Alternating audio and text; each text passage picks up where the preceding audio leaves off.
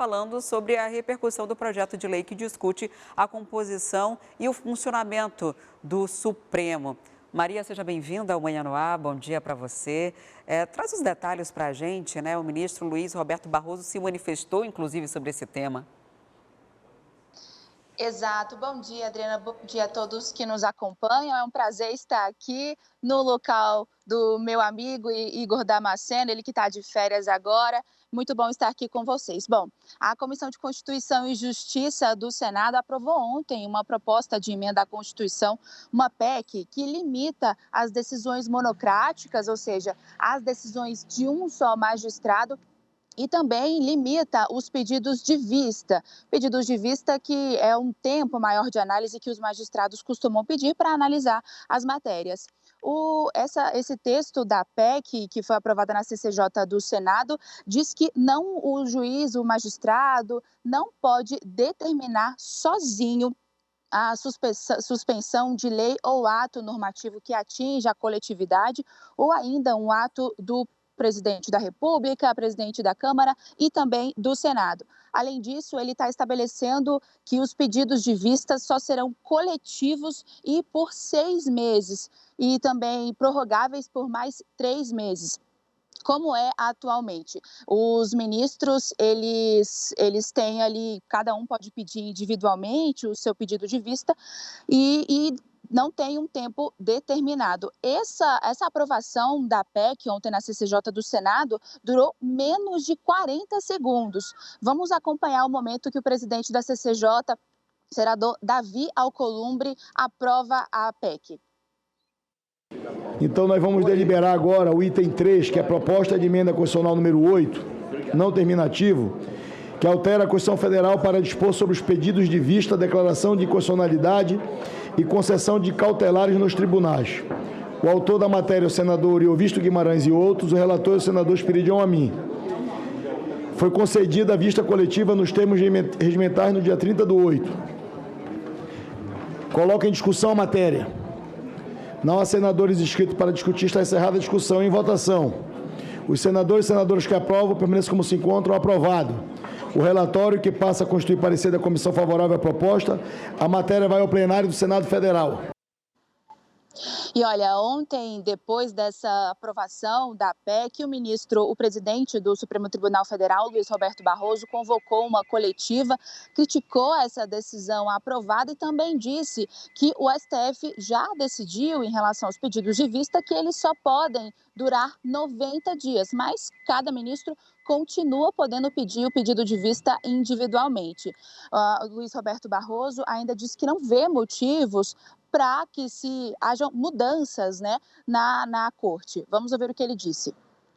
De modo que eu, honesta e sinceramente, considerando uma instituição que vem funcionando bem, eu não vejo muita razão para se procurar mexer na composição e no funcionamento do Supremo. Mas, enfim, o debate público no Congresso é legítimo e nós participamos também desse debate público. Portanto, das 3 proposições que tenho visto na mesa, uma de possibilidade de reversão de decisão do Supremo, essa eu vejo com muita ressalva, até porque nós já tivemos um precedente na história brasileira que foi a Constituição de 37 da ditadura Vargas. Não parece um bom precedente. E olha, esses atritos entre Congresso e Supremo Tribunal Federal não começaram de hoje, foram lá em meados de agosto, quando o Supremo iniciou o julgamento sobre a descriminalização do porte de drogas. E aí depois vieram outras discussões, como o aborto, a união homoafetiva e também o marco temporal das terras indígenas. Na semana passada também, o presidente do Senado, Rodrigo Pacheco, ventilou ali uma ideia do Senado de tentar limitar, dar um prazo específico, né, para os mandatos dos ministros do STF. O ministro Luiz Roberto Barroso, presidente do STF, também se manifestou sobre isso. Vamos ouvir. A questão dos mandatos, essa discussão houve de maneira relevante na Constituinte que produziu a Constituição de 1988. Como a Constituição escolheu um determinado modelo, pior do que não ter o modelo ideal é ter um modelo que não se consolida nunca. E por essa razão eu também não vejo com simpatia, embora veja com todo o respeito a vontade de discutir esse tema. Olha, e apesar de o presidente do Senado estar indo nessa linha de tentar especificar um tempo para mandato dos ministros do STF, o presidente da Câmara dos Deputados, Arthur Lira, está indo numa outra linha. Apesar também de vários parlamentares, deputados e senadores estarem reclamando de que o Supremo pode estar tentando legislar no lugar das duas casas, Câmara e Senado. O presidente da Câmara, Arthur Lira, está dizendo, então, ele disse ontem, depois de um evento dos 35 anos, em comemoração aos 35 anos da Constituição, que cada poder deve agir dentro da Constituição, num tom mais apaziguador. Vamos ouvir também o que ele disse. A Constituição ela é o caminho para isso, né? Ela delimita claramente quais são as atribuições de cada poder, quais são os limites constitucionais, quais são as suas atribuições, quais são os seus deveres, quais são os seus direitos. Eu penso sempre que o equilíbrio entre os poderes é a melhor maneira de você viver em harmonia, que é o que se prega, independência com harmonia. E eu posso falar só pela Câmara, eu não posso falar pelos outros poderes. E com a Câmara eu posso afirmar que ela sempre se conteve dentro dos seus limites constitucionais e assim permanecerá. É isso, Adriana, mais um embate, de uma lista de embates também entre Congresso e Senado, que, como eu disse, começou lá em meados de agosto. Agora a gente continua acompanhando para ver como vão se dar essas discussões. Eu volto com você no estúdio. Passou mais tempo falando sobre o assunto do que eles votando, né? A votação foi de 40 segundos, inclusive deu para a gente conseguir mostrar na íntegra como foi. E agora há um encaminhamento e, a princípio, sem nenhuma discussão. Talvez uma discussão que tenha acontecido em bastidor e quando chegou no plenário já estava líquido e certo.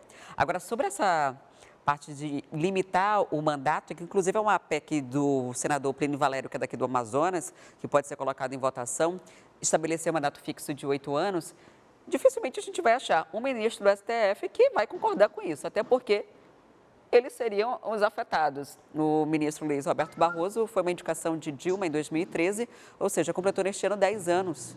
Então já estaria fora, né, se funcionasse dessa forma, né, se funcionasse até 8 anos. Isso gera uma série de discussões e a gente vai vendo de que forma essa queda de braços vai funcionar, né, entre o parlamento e o STF, o que é uma pena a gente falar de queda de braço e de disputa de poder entre dois poderes que deveriam ser independentes. Agora, a Comissão Parlamentar Mista de Inquérito cancelou o depoimento marcado para hoje. Maria, qual foi o motivo? O que está previsto, então, diante desse adiamento, né? Qual foi o motivo desse adiamento? Porque esse relatório seria o relatório final da CPI, né? Então, Adriana, o motivo, segundo o presidente da CPMI mista, deputado Arthur Maia, é porque eles estavam prevendo um baixo quórum na comissão para hoje. Estava previsto o depoimento do policial militar Beroaldo José de Freitas Júnior, que atuou ali na contenção no dia dos atos antidemocráticos do dia 8 de janeiro. Em nota, o presidente da CPMI, Arthur Maia, disse, então, que estavam prevendo um baixo quórum porque os gabinetes estariam todos focados na produção do relatório da relatora senadora Elisiane Gama e também em possíveis votos em separado. A apresentação do relatório da senadora Elisiane Maia ficou para o dia 17 de outubro. E aí, o que ficou acordado é o seguinte, ela tem esse tempo para produzir o relatório dela. No dia 17, ela apresenta o relatório, lê o relatório dela, mas também vai ter um voto em separado da oposição. Eles vão apresentar um outro relatório. Na sessão de terça-feira, a oposição reivindicou bastante esse momento e esse direito de apresentar esse voto em separado, porque eles não concordam com a atuação também da relatora, a Elisiane Gama. E, bom, foi desmarcado, então, o depoimento que estava previsto para hoje. Hoje seria o último depoimento. Então, agora o que a gente espera é só a apresentação desse relatório. Na sessão de terça-feira, o depoimento foi do empresário Argino Bedin, que é investigado como um suposto financiador daqueles bloqueios que aconteceram em rodovias lá depois do segundo turno das eleições no ano passado. E aí os parlamentares também entraram em acordo no seguinte sentido: no dia 17 apresenta-se o relatório da Elisiane Gama, também apresenta-se o relatório da oposição, e se ninguém pedir vista, eles já votam na terça-feira.